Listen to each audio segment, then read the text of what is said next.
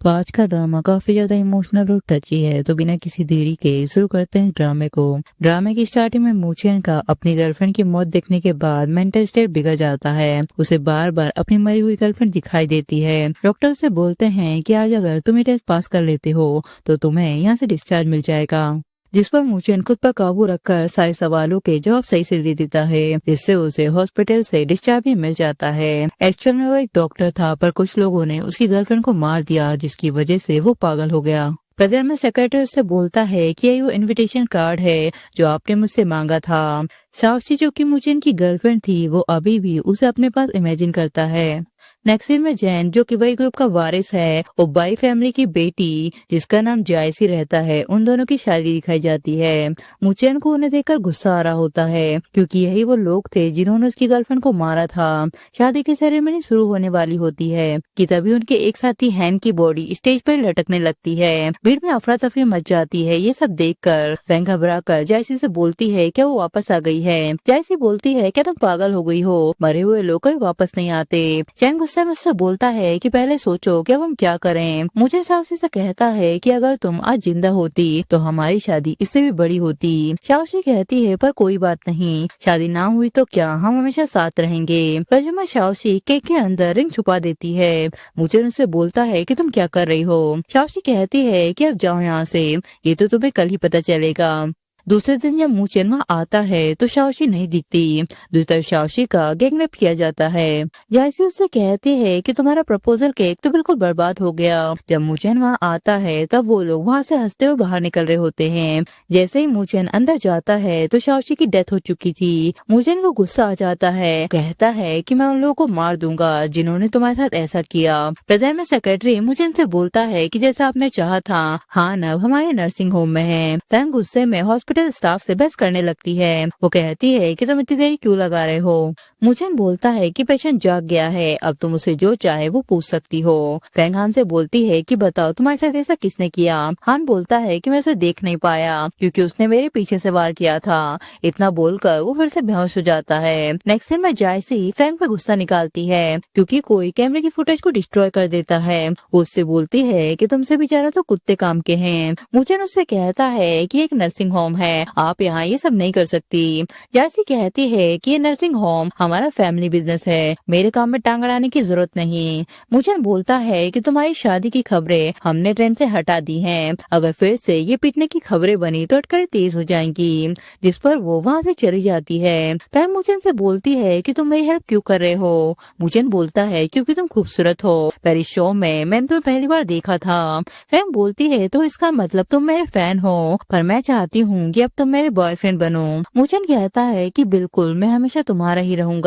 दूसरी तरफ जैन जायसी से बोलता है कि शादी को कितने दिन हो गए हैं, तुमको अभी तक ये पता तक नहीं चला कि वो सब किसने किया था। अगर 3 दिन में मामला क्लियर नहीं हुआ तो मैं पब्लिकली कह दूंगा कि मैं तुमसे शादी नहीं करूंगा।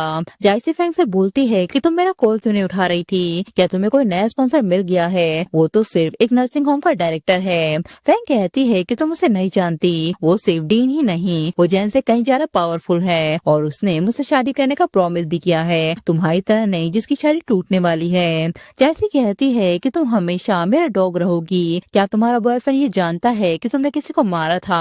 मेरे पास तुम्हारे खिलाफ फोटो रिकॉर्डिंग है, अब मैं तुम्हें सिर्फ 3 दिन देती हूँ, वरना मैं तुम्हारी पोल खोल दूंगी कि तुम एक मर्डर हो। फैंग को गुस्सा आ जाता है और वो कार से जायसी को मारने की कोशिश करती है, लेकिन जायसी साइड होकर अपने आप को बचा लेती है। इसके बाद वो एंजल पेड़ लेकर मुचिन के पास जाती है उससे बात करने के लिए। वो उससे कहती है कि तुम्हें बाइपोलर डिसऑर्डर है ना, सालों से ये ठीक नहीं हुआ जब तक कि तुम्हारी लाइफ में नई डॉक्टर नहीं आई। रजो में दिखाते हैं कि मुचिन पागलों की तरह हरकतें करने लगता है, जिस पर शाओशी आकर उसे संभालती है। उससे बोलती है कि मैं तुम्हें ठीक करूंगी, आज से मैं तुम्हारी नई अटेंडिंग डॉक्टर हूँ, तुम्हारी रिकवरी तक मैं हमेशा तुम्हारे साथ रहूंगी। प्रेजेंट में मुचिन बोलता है कि डॉक्टर शाओशी ने सिर्फ मेरी बीमारी ठीक की थी, मैं उनका बहुत ही शुक्रगुजार हूँ। जायसी बोलती है कि तुम्हें वो पसंद नहीं थी, उसकी जैसी शक्ल तो हर मर्द के दिल में हलचल मचा देती है। ऊपर से तुम 2 सालों तक उसके साथ रहे, फिर भी तुम्हें कोई फीलिंग नहीं आई। मुचेन कहता है कि शायद वक्त ने सब कुछ मिटा दिया। जायसी बोलती है कि झूठ मत बोलो, उस दिन भी तुम वहीं थे जब वो मरी थी। क्या तुमने हान को मारा था उसका बदला लेने के लिए? मुचेन कहता है कि मेरा उससे कोई भी लेना देना नहीं है, अब तुम यहाँ से जा सकती हो। जायसी बोलती है क्या तुम्हें सच में वो पसंद नहीं थी? वो मासूम चेहरा जिसे देखकर कोई भी पिघल जाए, वो तो इतनी गोरी थी कि हल्का सा छूने पर भी लाल पड़ जाती थी। बाहर से मासूम और अंदर से चालाक, उसके साथ जो कुछ भी हुआ वो उसकी हकदार थी। ये सब सुनकर मुचेन को गुस्सा आ जाता है और वो उसे इंजेक्शन लगाकर बेहोश कर देता है। थोड़ी देर बाद वो मुचेन से बोलती है कि मुझे क्या हुआ था। मुचेन कहता है कि कार एक्सीडेंट की वजह से तुम्हारी याददाश्त चली गई है। जायसी बोलती है पर मुझे तो ऐसा लग रहा है कि जैसे मैं खुद तुमसे मिलने आई थी। मुचेन बोलता है कि तुम मेरी और डॉक्टर जीन की कहानी जानने आई थी। अगर तुम्हें शक है तो जाकर खुद जांच कर लो, और मैं फैंग को ले जा रहा हूँ क्योंकि वो मेरी गर्लफ्रेंड है। जायसी बोलती है कि तुम उसे नहीं ले जा सकते, मेरे पास उसके खिलाफ बड़ा सबूत है। अगर भरोसा नहीं तो खुद जाकर उसे पूछ लो। तब मुचेन सारी बातें फैंग को बता देता है। वो कहता है कि भले मैं तुम्हें पसंद करता हूँ, लेकिन मैं ऐसी लड़की को अपने घर नहीं ले जाऊंगा। हमारा रिश्ता यही खत्म करो। फैंग बोलती है कि प्लीज मुझे मत छोड़ो, मैं सबको संभाल लूंगी, बस मुझे एक मौका दे दो।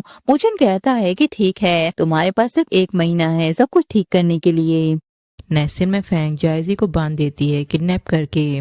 उस रूम को मुचेन भी हैक करके देखता है। फैंग उससे बोलती है कि ये वो रूम है जहाँ तुम और जैन अक्सर आया करते थे। मेरी फेवरेट तो ये कुर्सी है जिस पर आज तुम्हें सजा मिलेगी। मुचेन को पाने के लिए मुझे तुम्हें मिटाना होगा। शाओशी मुचेन से बोलती है कि इन दोनों के बीच झगड़ा देखकर मुझे बहुत मजा आ रहा है। तभी मुचेन एक बटन दबाकर बोलता है कि इसे थोड़ा और इंटरेस्टिंग बनाते हैं। बटन दबते ही जायसी के हाथ पैर खुल जाते हैं। वो फैंग के पास आकर बोलती है कि तुम जैन के साथ सोई थी, मैं तुम्हें जाने नहीं दूंगी। फैंग उससे बोलती है कि जैन तुमसे प्यार नहीं करता, वो तुम्हें छोड़ देगा। जायसी बोलती है कि मैं जानती हूँ, मेरे पास उसके खिलाफ भी एक सबूत है, तो हमेशा मेरी पालतू बनकर रहोगी। फैंग कहती है कि मैं तुम्हें मार दूंगी। तभी जायसी उस पर अटैक कर देती है। वो बोलती है कि मैं सबसे कहूंगी कि तुमने ही हान को मारा था जैन से बदला लेने के लिए, इसलिए जैन के गुस्से से बचने के लिए तुमने सुसाइड कर लिया। शाओशी मुचेन से बोलती है कि हमने जो कुछ भी रिकॉर्ड किया है हम उसे पब्लिक क्यों नहीं कर देते।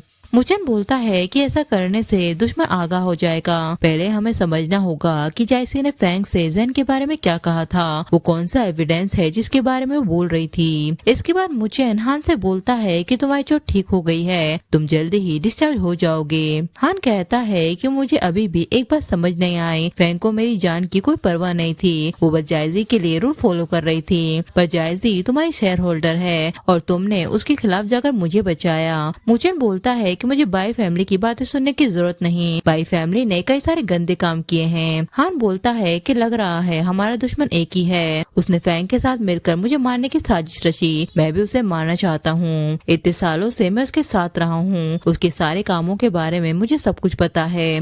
मुचेन बोलता है कि अगर तुम्हारे पास सारे एविडेंस है तो फिर तुम उसके साथ काम क्यों कर रहे हो। हान कहता है क्योंकि मुझे किसी की जरूरत है वही फैमिली को कंट्रोल करने के लिए, मुझे जैन को दबाना होगा, जायजी उसे आसानी से नहीं छोड़ेगी। मुचेन कहता है कि अगर तुम्हारे पास टैलेंट है और तुम बाई फैमिली को हरा सकते हो तो मैं वही फैमिली को कंट्रोल करने में तुम्हारी हेल्प करूंगा। फिर इसके बाद हान रिपोर्ट को ढूंढने लगता है। वो बोलता है कि 4 साल पहले जायजी ने जैन पर पकड़ बनाने के लिए शाओशी का सीक्रेटली पोस्टमार्टम करवाया था। अब वो रिपोर्ट मुझे मिल गई है। फिर वो जैन से बोलता है कि जायजी ने तुम्हें धोखा दिया है, उसने सीक्रेटली शाओशी का पोस्टमार्टम करवा दिया था, मैं तुम्हारे पास रिपोर्ट लेकर आ रहा हूँ। जैसे ही वो जैन के पास पहुँचता है, जैन उससे बोलता है कि ये क्या मजाक है, ये रिपोर्ट तो खाली है। एक्चुअल में वो रिपोर्ट मुचेन ने बदल दी थी क्योंकि उसने हान को बातें करते हुए सुन लिया था, जिससे असली रिपोर्ट मुचेन के पास आ जाती है। शाओशी उससे बोलती है कि इस रिपोर्ट को मत देखो, इससे तुम्हें और दर्द होगा। मुचेन बोलता है कि मुझे 4 साल हो गए हैं, मैंने हर दिन उस दिन के बारे में सोचा है कि तुम्हारे साथ क्या हुआ था, अब सच्चाई मेरे सामने है, मैं इससे नहीं भागूंगा। तभी रिपोर्ट देखकर वो अपना आपा खो देता है। सेक्रेटरी उससे बोलता है कि खुद को संभालिए, हमें मिस शाओशी का बदला लेना है। हान ने सुना है कि जैन ने किसी को उसे मारने भेजा था, अब वो भाग निकला और अब तुम्हें ढूंढ रहा है। साथ ही जैन ने भी बाई फैमिली पर अटैक कर दिया। नेक्स्ट सीन में मूचेन जायजी को बुलाता है। वो कहता है कि जैन ने ही बाई फैमिली पर अटैक किया है। जायजी बोलती है कि मैं तुम्हारी बात क्यों मानूं, फैंग के मरने के बाद तो मैं तुम्हारी दुश्मन बन गई हूँ ना। मूचेन बोलता है कि मुझे कभी उससे प्यार नहीं था, उससे बस पैसा चाहिए था और मुझे बस उसकी बॉडी। हर आदमी ऐसा ही होता है, तुम्हारा फ्योन भी ऐसा ही है। जायजी बोलती है कि वो बिल्कुल भी ऐसा नहीं है, मेरे रास्ते से हट जाओ। मूचेन कहता है क्या तुम मुझसे शर्त लगाना चाहती हो, ये रिमोट रख लो, जब तुम खतरे में हो तब इस बटन को दबा देना जिससे मुझे पता चल जाएगा।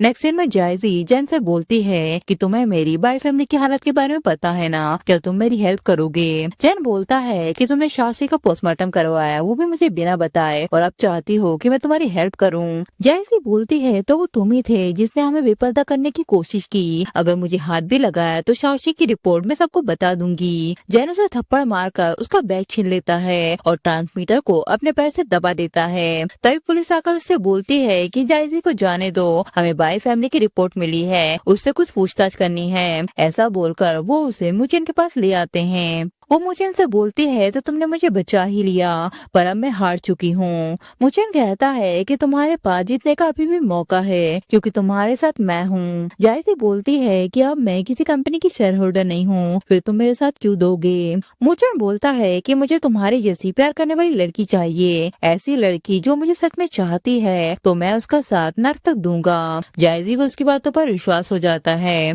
फिर वो मीडिया में सबसे बोलती है कि हमारी फैमिली को वही फैमिली ने फंसाया है, अब मैं सबूत ढूंढकर बाई फैमिली की बेगुनाही साबित करूंगी। जैन को ये सब देखकर गुस्सा आ जाता है। तभी उसे एक अननोन नंबर से कॉल आती है। दूसरी जायजी मूचेन से बोलती है कि हान यहाँ पर क्यों है। मूचेन बोलता है कि कुछ दिन पहले जैन ने उसे मारने की कोशिश की थी, अब वो मदद मांगने आया है, पर मुझे पता चला है कि चोरी छुपे जैन से मिला था और इसने उसे कोई डॉक्यूमेंट दिया था, उसी के बाद से तुम्हारी बाई फैमिली में प्रॉब्लम हो गई। जायजी सोचती है तो इसका मतलब इसी ने जैन को पोस्टमार्टम रिपोर्ट के बारे में बताया था, और वो हान से बोलती है कि बताओ वो रिपोर्ट कहाँ है। हान बोलता है कि मर जाऊंगा तब भी तुम्हें नहीं बताऊंगा, तुमने फैंग को मारा जबकि वो इंसान थी ही नहीं जिसने मुझे मारा था, मुझे ठीक से याद है कि वो कौन था। जायजी बोलती है कि बताओ वो कौन था। हान कहता है कि मैं तुम्हें क्यों बताऊं। मूचेन जायजी से बोलता है कि अपने हाथ गंदे मत करो, तुम इस रूम से चली जाओ, बाकी सब मैं संभाल लूंगा। तो हान मूचेन से बोलता है कि तुम तो कमाल के हो, अगली बार जब मुझे चारा बनाओगे तो मुझे पहले बता देना, मैं अभी सच में डर गया था।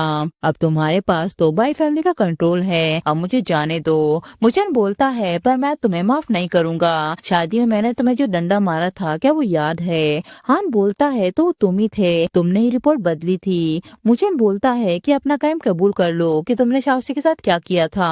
हान हंसते हुए बोलता है कि मैंने कुछ गलत नहीं किया, जब लड़का लड़की को देखता है तो उसे चाहत तो पैदा हो ही जाती है, ये क्राइम नहीं, ये तो प्रकृति की बात है। मुझे तुम पर पहले से ही शक था, इसलिए मैं आने से पहले जैन को भी बता चुका हूँ, जैसे ही वो इस जगह पर आएगा तो तुम मर जाओगे। तभी वहाँ अचानक जैन भी आ जाता है, पर वो आते ही हान को मारने लगता है। फ्लैशों में दिखाते हैं कि वो अननोन कॉल मूचेन की होती है। उससे बोलता है कि हान ने ही वो रिपोर्ट छुपाई थी और सामने आने पर वो उसे तुम्हारे खिलाफ यूज करेगा। जैन बोलता है कि मैं तुम्हारी बात पर भरोसा कैसे करूं। मूचेन कहता है कि हान अभी मेरे साथ है, यकीन ना हो तो तुम खुद आकर पूछ लो। प्रेजेंट में जैन उससे बोलता है कि बताओ वो रिपोर्ट कहाँ है, पर मूचेन ने हान को ऐसे मेडिसिन लगा दी होती है कि जिससे वो कुछ भी बोल नहीं पाता। मूचेन उससे बोलता है क्या तुम इस रिपोर्ट की बात कर रहे हो, मुझे ये इसी के पास से मिली थी, अब मैं बाहर जा रहा हूँ, तुम दोनों आपस में बात कर लो। एक्चुअल में वो फेक रिपोर्ट मूचेन ने ही बनाई थी। इसके बाद मूचेन जायजी को वीडियो दिखाकर बोलता है कि हान अब मर चुका है, तुम्हारे लिए अब जैन से जीतना मुश्किल होगा, इसलिए तुम कहीं जाकर छुप जाओ। नेक्स्ट सीन में जैन बार बार पार्टी करता है, वो भी मूचेन के साथ। वो उससे बोलता है कि यहाँ कोई भी लड़की मुझे खास नहीं लगी, जिन लड़कियों के साथ मैंने फन किया है उनमें से बस मुझे एक ही याद है जो अभी भी मेरे दिल में जिंदा रहती है। यहाँ पर वो शाओशी की बात कर रहा होता है। तभी साइकियाट्रिस्ट से बोलता है कि हमें जायजी का पता मिल गया है, जिस पर वो जायजी को पकड़कर बोलता है कि मैं तुम्हें कब से ढूंढ रहा था, क्या तुम यहाँ कुछ ढूंढने आई थी, पर अफसोस कि मैंने पहले ही घर साफ कर दिया है, अब मैं तुमको भी मिटा दूंगा। फिर वो उसे छोड़कर चला जाता है, वो भी गैस ऑन करके, जिससे घर में आग लग जाती है। लेकिन तभी वहाँ मुचेन आ जाता है उसे बचाने के लिए। जब जायजी को होश आता है तो मुचेन से बोलती है कि तुमने मुझे कैसे बचाया। मुचेन बोलता है कि मैंने जैन को किसी तुम्हारे बारे में बात करते हुए सुन लिया था। देखो ना, तुमने एक ऐसे इंसान से प्यार किया जो तुम्हें मारना चाहता है। जायजी बोलती है कि मैं तो पहले ही मर चुकी हूँ उसी आग में, अब इस दुनिया में सिर्फ तुम ही जानते हो कि मैं जिंदा हूँ। मुचेन बोलता है क्या तुम बदला लेना चाहोगी। जायजी बोलती है कि अगर तुम चाहो तो मैं किसी भी हद तक चली जाऊंगी। मुचेन बोलता है कि इसके लिए तुम अपना चेहरा बदलना होगा। नेक्स्ट सीन में हमें जैन को वही फैमिली का वाइस बनते हुए दिखाया जाता है। इसमें उसके ग्रैंडपा भी आए होते हैं। जैसे ही वो स्पीच के लिए फाइल खोलता है तो उसमें शाओशी की फोटो होती है, जिन्हें देखकर ही वो स्टेज पर घबरा जाता है। तभी ऑडियंस में से उसे एक लड़की दिखाई देती है जो बिल्कुल शाओशी जैसी लगती है। वो उसे मारने की कोशिश करता है माइक निकाल कर, लेकिन वो माइक उसके ग्रैंडपा को ही लग जाता है। एक्चुअल में होता यह है कि मुझे ने प्लास्टिक सर्जरी करके जायजी के चेहरे को शाओशी के चेहरे से बदल दिया होता है। वो जायजी से बोलता है कि जैन ने मुझे खुद बताया था कितने सालों में उसे सिर्फ शाओशी का चेहरा ही याद है, पर वो किसी बीमारी की वजह से जल्दी ही मर गई थी। जायजी बोलती है कि और उसने तुम्हें क्या बताया। मुचेन कहता है कि कुछ नहीं, शाओशी की डेथ उसके इलाके में हुई थी। लगता है कि शाओशी की डेथ का उसे कुछ लेना देना है। इसके बाद वो उसे फिर से रेडी करता है जैन के पास जाने के लिए। उससे कहता है कि इस बार तुम भाग नहीं पाओगी। जायजी बोलती है कि अपने चेहरे का यूज करूंगी, मुझे विश्वास है कि तुम मुझे जरूर बचाओगी। नेक्स्ट सीन में जैन उसे देखकर बोलता है तो तुम मरी नहीं हो, तुमने मेरे विरासत समारोह में भी शोर मचाने की हिम्मत कैसे की। जायजी बोलती है कि तुम कौन हो, मैं तुम्हें नहीं जानती। जैन बोलता है कि कोई बात नहीं, अब मैं तुम्हारी यादें ताजा करवाता हूँ, और वो उसके साथ बदतमीजी करने लगता है। शाओशी मुचेन से बोलती है कि अब जायजी को भी उस दर से गुजरना पड़ेगा जो पहले मैंने सहा था। तब उसने बुराई का साथ दिया और ऑडियंस बनकर देखा, अब वही दर्द उसे मिल रहा है। थोड़ी देर बाद जायजी से बोलती है कि मुझे जाने दो। जैन बोलता है कितने सालों से मैं किसी तुम्हारे जैसे इंसान को ढूंढ रहा था, अब मैं तुम्हें जाने नहीं दूंगा, तुम मेरे साथ घर पर रहोगी। जायजी मुचेन से बोलती है कि जैन बिल्कुल घटिया इंसान है, मुझे बहुत डर लग रहा है। मुचेन बोलता है कि तुम बेवकूफ हो और तुम्हारे पास वो चेहरा है जिसे जैन चाहता है, तुम्हें इस चेहरे का फायदा उठाना चाहिए, याद रखो कि तुमको बदला लेना है। फिर नेक्स्ट सीन में वो मुचेन को बताती है कि जैन उसके ग्रैंडपा को तुम्हारे नर्सिंग होम में भेज रहा है ताकि प्रॉपर्टी हथिया सके। मुचेन कहता है कि ये बदले के लिए सबसे अच्छा मौका है, तुम्हें बस पता लगाना है कि उसने क्या किया। तभी जायजी एक सेफ के पास आ जाती है जिसके फिंगरप्रिंट पर उसके भी निशान होते हैं। जैसे ही सेफ खुल जाता है वो फोटो लेकर मुचेन को सेंड कर देती है। तभी वह जैन आकर उसे देख लेता है। वो कहता है कि तुमने सेफ कैसे खोला, इसे तो सिर्फ मैं ही खोल सकता हूँ और मेरे अलावा सिर्फ जायजी से खोल सकती थी, इसका मतलब तुम ही जायजी हो। फिर वो गार्ड से कहता है कि इसे पकड़कर बंद कर दो और पता करो कि इसे शाओशी किसने बनाया। लेकिन तभी उसे मोबाइल दिखता है जिसमें जायजी ने मुचेन को सारे डॉक्यूमेंट सेंड कर दिए थे। नेक्स्ट सीन में शाओशी मुचेन से बोलती है कि रात भर जाकर तुमने जायजी के भेजे हुए सबूतों को इकट्ठा किया है। मुचेन उससे बोलता है कि ये सबूत जैन को गिरा सकते हैं, मुझे तो खुशी से नींद ही नहीं आई। शाओशी बोलती है कि लगता है वो बोर्ड को ब्लैकमेल करके फिर से खुद को वारिस बनाना चाहता है।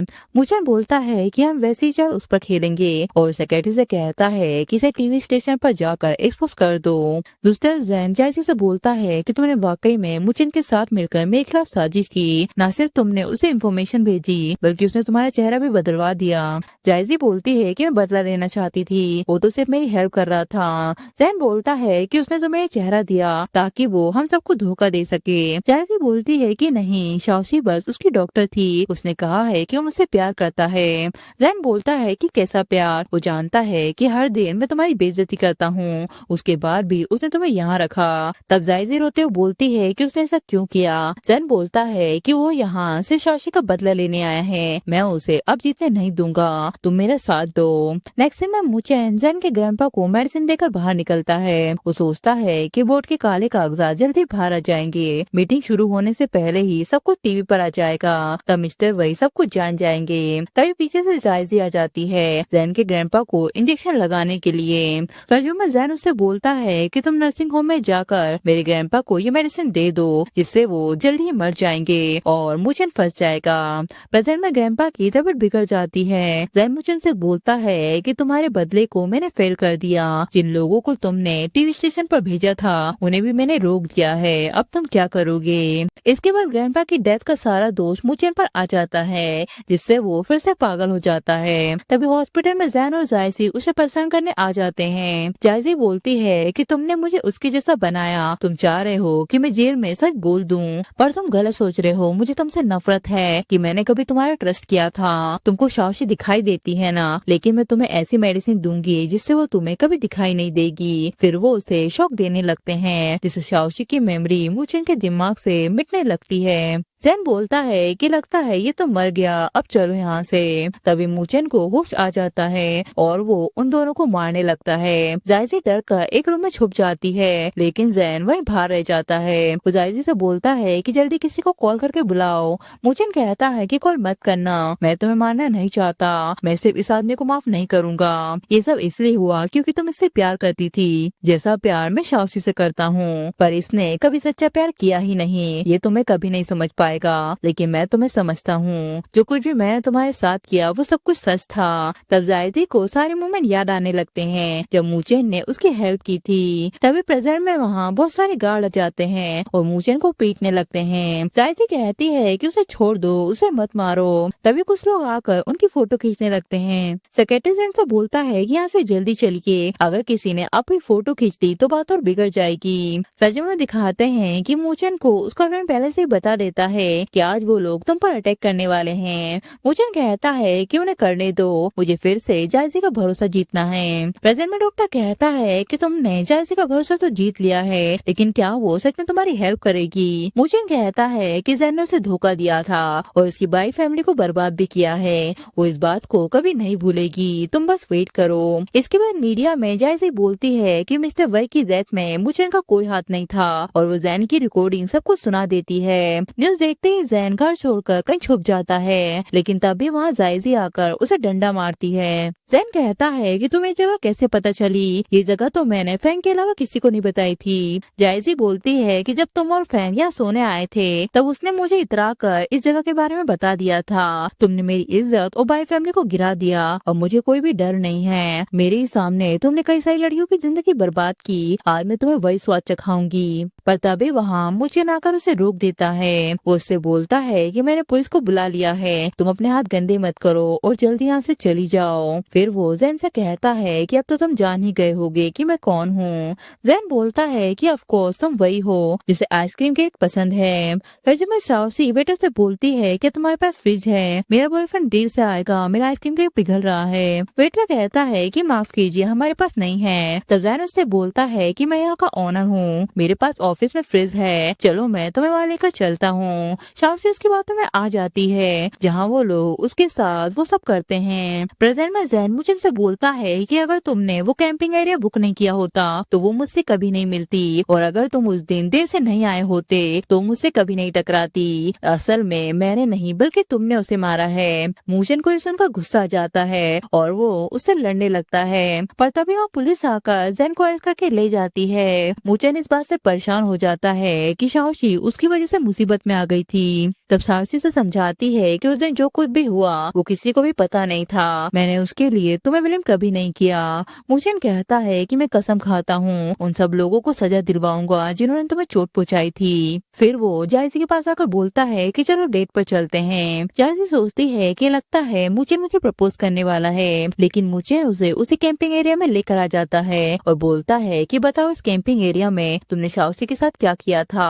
जायसी बोलती है कि जैन और हान ने शाओशी के साथ बदतमीजी की, तब मुझे जलन हुई तो मैंने फैंग को उसे चाकू से खरोचने के लिए कहा। मुझे नहीं पता था कि इतनी जल्दी मर जाएगी। मैंने तुम्हें सब कुछ सच बता दिया है, अब मुझसे शादी कर लो। मुचेन कहता है कि तुम्हें क्या लगता है ये सब तैयारियां मैंने तुम्हारे लिए की है, ये सब तुम्हारे लिए नहीं बल्कि शाओशी के लिए है। सिर्फ वही मेरी वाइफ होगी, तुम्हारा तो मैंने यूज किया सिर्फ बदला लेने में। तुमने मेरी खुशियाँ और फ्यूचर बर्बाद कर दिया। क्या तुम जानती हो कि जब मैंने वो पोस्टमार्टम रिपोर्ट देखी थी तो मैं कैसा फील कर रहा था। जायसी बोलती है कि हम सिर्फ दोनों ही हैं, मैं शाओशी की तरह बनकर हमेशा तुम्हारे साथ रहूंगी। मुचेन कहता है कि किसने कहा कि हम सिर्फ दोनों ही हैं, दुनिया के सामने सब कुछ एक्सपोज हो गया है। फिर वो कैमरे की तरफ इशारा करता है। जायसी बोलती है क्या तुम पागल हो, इस लाइव ब्रॉडकास्ट में तुम भी फंस गए हो। पर मुचेन को कोई फर्क नहीं पड़ता और वो शाओशी को शादी के लिए प्रपोज करने लगता है। जायसी कहती है तो तुम उसे अभी भी देख सकते सकते हो। मूचेन कहता है कि हाँ, जब तक मैं उससे प्यार करता रहूंगा मैं उसे देख सकूंगा।